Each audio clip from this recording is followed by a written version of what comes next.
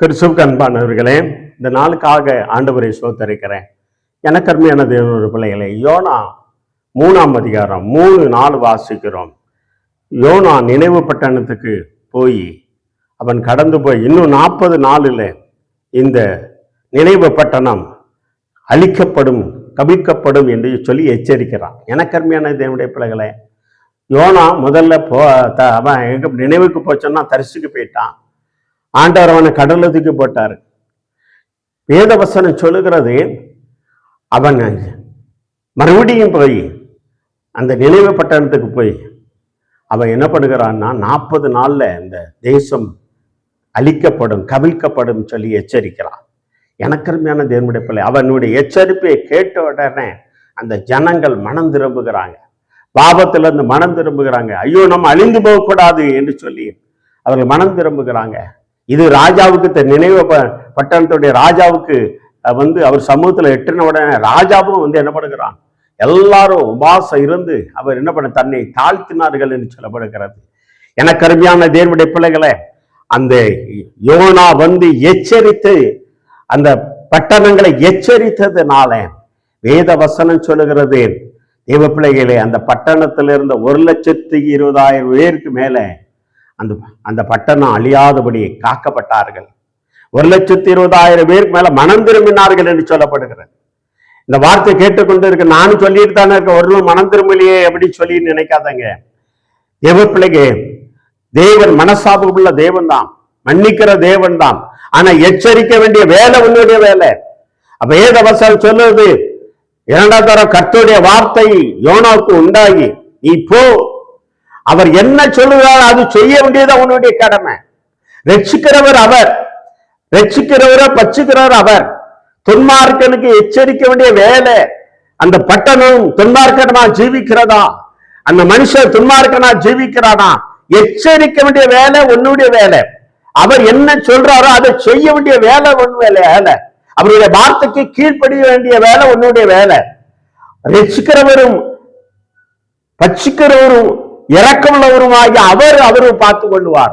ஆனா உங்களை என்னை எச்சரிக்கபடியாக வைத்திருக்கிறார். அந்த யோனா எச்சரித்ததுனால வலது கைக்கும் இடது கைக்கும் வித்தியாசம் தெரியாத 1,20,000 பேர் அந்த பட்டணத்துல ரட்சிக்கப்பட்டார்கள், மனம் திரும்பினார்கள். பாவத்திலிருந்து அவர்கள் என்ன பண்ணார்கள், வெளியே வந்தார்கள். ஐயோ, நான் செய்யற பாவம் இல்ல, இந்த தேசம் அழிக்கப்படும் என்று சொல்லி ஆடு மாடு முதற்கொண்டு மனுஷர் முதற்கொண்டு எல்லாரும் தங்களை தாழ்த்தி தெருவில் உபாசம் இருந்து ஓன்னு அழ ஆரம்பித்து விட்டார்கள். பாவத்தை அறிக்கையிட்டு அழ ஆரம்பித்து விட்டார்கள். எனக்கு அருமையான இந்த வார்த்தை கேட்டுக்கொண்டு இருக்கிற தேவனுடைய பிள்ளைகளே, இந்த எச்சரிப்புக்கு எவ்வளவு பேர் மனம் திரும்புகிறான்னு சொல்லி பாருங்கள். எனக்கு அருமையான தேவனுடைய பிள்ளைங்க. அப்ப அந்த மனம் சொல்ல வேண்டிய வேலை நம்முடைய வேலை. எல்லாமே அவர் படைத்த பிள்ளைகள் தான். எந்த ஜாதி எந்த மதங்கிறது அல்ல, எல்லாமே வானத்தை பூமி படைத்தவர் தேவாதி தேவன் தான். எல்லாம் மனிதர்களையும் நாட்டு மிருகங்களையும் காட்டு மிருகங்களையும் எல்லா பறவைகளையும் படைத்தவர் அவர் தான். எல்லாமே அவராலே உண்டாயிற்று சொல்லப்படுகிறது. ஆனா அந்த பிள்ளைகள் மனம் திரும்பணும். என் பிள்ளை மனம் திரும்பணும். எப்படி நம்ம பிள்ளைக்கு மனம் திரும்பணும், அதே போல நம்மள வானத்து பூமி படைத்த நம்முடைய படைத்த தேவன் அவர் என் பிள்ளை மனம் திரும்பணும். அழியறதுக்கு அவர் விருப்பப்படலை, அழிக்கிறதுக்கு அவர் விருப்பப்படலை. எச்சரிக்கணும். ஒருவேளை எச்சரித்தா மனம் திரும்பணும், மனம் திரும்பினா நல்லதுன்னு சொல்லி. அதனால யோனாவுக்கு கர்த்தருடைய வார்த்தையின்படி அவன் போய் அந்த ஜனங்களை எச்சரித்தான். அந்த ஜனங்கள் மனம் திரும்பினாங்க. தேசத்துக்கு அந்த தேசத்தை அழிக்காதபடி தேவன் என்ன பண்ணினார், அவங்க மனம் திரும்பினால அவர்கள் அழிக்கப்படவில்லை. தேவ பிள்ளையே, அதனால இந்த தேசம் பாவத்துல நிறைந்திருக்கிறது. எங்க பார்த்தாலும் பாவம் நிறைந்திருக்கிறது. அந்த மக்களுக்காக நீ இருக்கிற பகுதியில அந்த மக்களுக்காக நீ என்ன பண்ணு, எச்சரி. தேவப்ப மனம் திரும்புகிறார்களோ இல்லையோ, அதை மனம் திரும்புறது தேவன் உன் இருதயத்துல கிரீஷிறவர் எல்லாம் தேவன் தான், நம்மளால முடியாது. நம்முடைய வேலை அவருடைய வேலை தான். மனம் திரும்பு, எச்சரிக்கிற வேலை அதுதான். மனம் திரும்பு, பரலோகம் சம்பித்திருக்கிறது என்று சொல்லி நீ எச்சரிக்கணும். நம்ம எச்சரிக்கும் பொழுது தேவன் என்ன பண்ணுவார்னா இறங்குவார். யோனா எச்சரித்ததுனால ஒரு பட்டணம், நினைவு பட்டணமே ரட்சிக்கப்பட்டது, மனம் திரும்பினது, பாவத்தை விட்டு விலகி வந்தது.